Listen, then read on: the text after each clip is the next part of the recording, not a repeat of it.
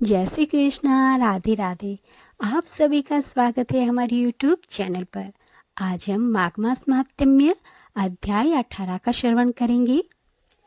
श्री वशिष्ठ ऋषि कहने लगे कि हे राजन, मैंने दत्तात्रेय जी द्वारा माघ मास के महात्म्य कहा।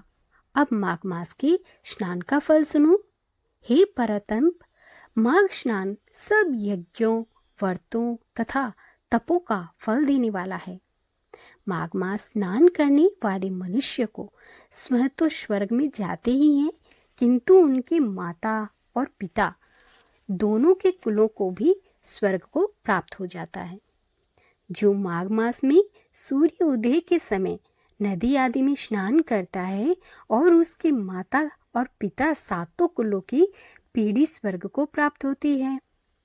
माघ मास में स्नान करने वाले दुराचारी और कुकर्मी मनुष्य भी पापों से मुक्त हो जाते हैं और इस मास में हरि का पूजन करने वाले पाप समुदाय से छूटकर भगवान के सदृश्य शरीर वाले हो जाते हैं। यदि कोई आलस से भी माघ स्नान करता है, उसके भी पाप सब नष्ट हो जाते हैं। जैसे गंधर्व कन्याएं राजा के श्राप से भयंकर कल को भोगती हुई लोमस ऋषि के वचन से माघ में स्नान करने से सब पापों से छूट गई। यह वार्ता सुनकर राजा दिलीप विनय से पूछने लगा कि गुरुदेव, ये कन्याएं किसकी थी? उनको कब और कैसे श्राप मिला? उनके नाम क्या थे? ऋषि के वाक्य से कैसे श्राप मुक्त हुई और उन्होंने कहाँ पर स्नान किया? आप विस्तार पूर्वक सब कथा कहिए। वशिष्ठ जी कहने लगे कि हे राजा, जैसे अरणि से स्वयं अग्नि उत्पन्न होती है, वैसे ही यह कथा धर्म और संतान उत्पन्न करती है। हे राजन, सुख संगीत नामक गंधर्व की कन्या का नाम विमोहिनी था। सुशीला तथा स्वर वेदिकी सुवम्बरा, चंद्रकांत की सुतारा तथा सुप्रभा की कन्या चंद्रिका, ये 5 सब समान आयु वाली तथा चंद्रमा की जैसी कांति वाली और सुंदर थी। जैसे रात्रि को चंद्रमा शोभ्यमान होता है, वैसे ही पुष्प की कलियों के समान खिली हुई यह अप्सराएं थी।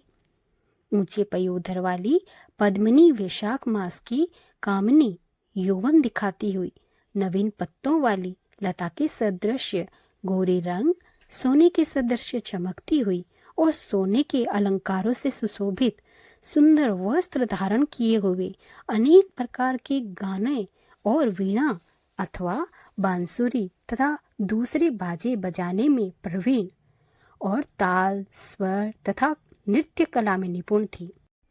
इस प्रकार वे कन्याएं क्रीड़ाया करती हुई कुबेर के स्थान में विचरती थी।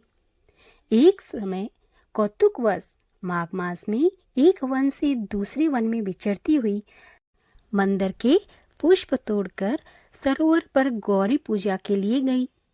स्वच्छ जल के सरोवर में स्नान करके वस्त्र धारण कर मौन हो बालू मिट्टी की गौरी बनाकर चंदन, कपूर, कुमकुम और सुंदर कमलों से उपचार सहित उनका पूजन करके ये 5 कन्याएं ताल नृत्य करने लगी। फिर ऊंचे गांधार के स्वर में सुंदर गीत गाने लगी।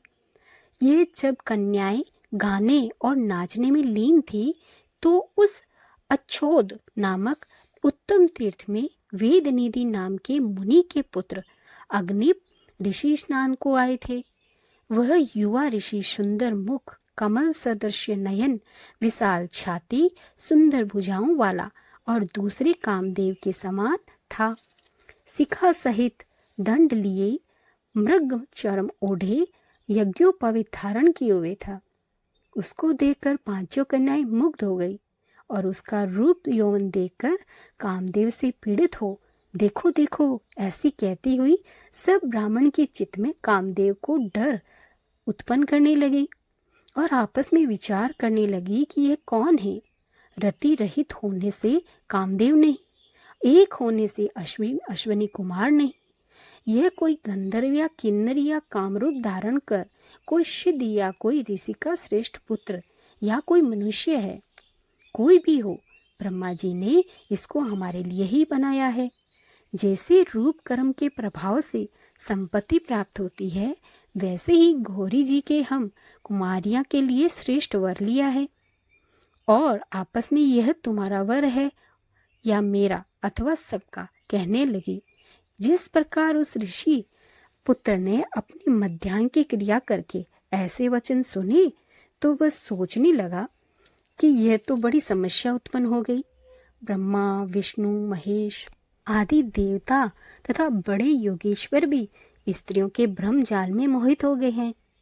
इनके तीक्ष्ण बाणों से किसका मन रूपी हिरण घायल हो नहीं हो सकता। जब तक नीति और बुद्धि रहती है तब तक पाप से भय रहता है, और जब तक तप की गंभीरता रहती है नियम विधि का पालन होता है। जब तक मनुष्य स्त्रियों के काम रूपी बाणों से बींधा नहीं जाता, ये मुझे उन्मत्त और मुग्ध कर रही है। किन गुणों से धर्म की रक्षा हो सकती है? स्त्रियों के मांस, रक्त, मलमूत्र से बने घृणित और अशुद्ध शरीर में कामी लोग की सुंदरता की कल्पना करके रमण कर सकते हैं। शुद्ध बुद्धि वाली महात्माओं ने स्त्रियों के पास रहना कष्टकारक कहा है। सो जब तक यह पास आवे घर चले जाना चाहिए। अतः जब तक वह उसके पास आई, वह योग बल से अंतर्ध्यान हो गया। ऋषि पुत्र के ऐसे अद्भुत कर्म देखकर वह चकित होकर डरी हुई चारों तरफ देखने लगी और आपस में कहने लगी, यह क्या इंद्रजाल था जो देखते देखते विलीन हो गया। और वह विरह की अग्नि में जलने लगी और कहने लगी कि हे कांत, तुम हमको छोड़कर कहाँ चले गए?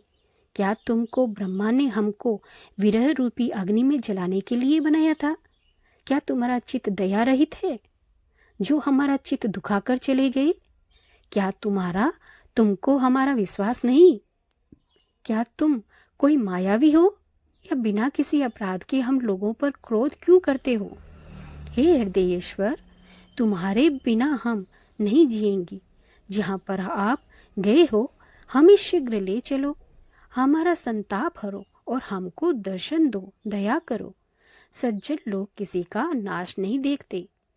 तो भक्तों, यहाँ पर माघ मास महात्म्य 18वां अध्याय का समापन होता है।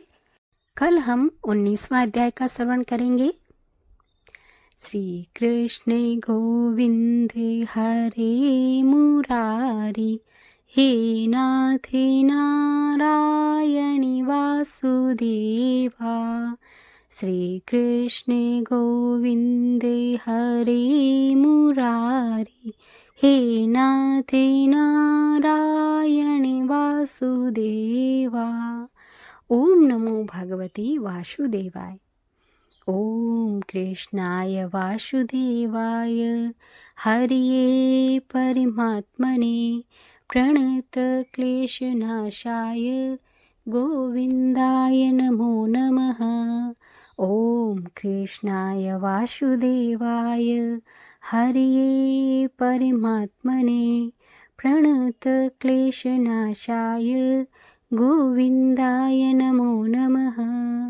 ओम कृष्णाय वासुदेवाय हरिये परमात्मने प्रणत क्लेशनाशाय गोविंदाय नमो नमः। हरे कृष्णा। राधे राधे।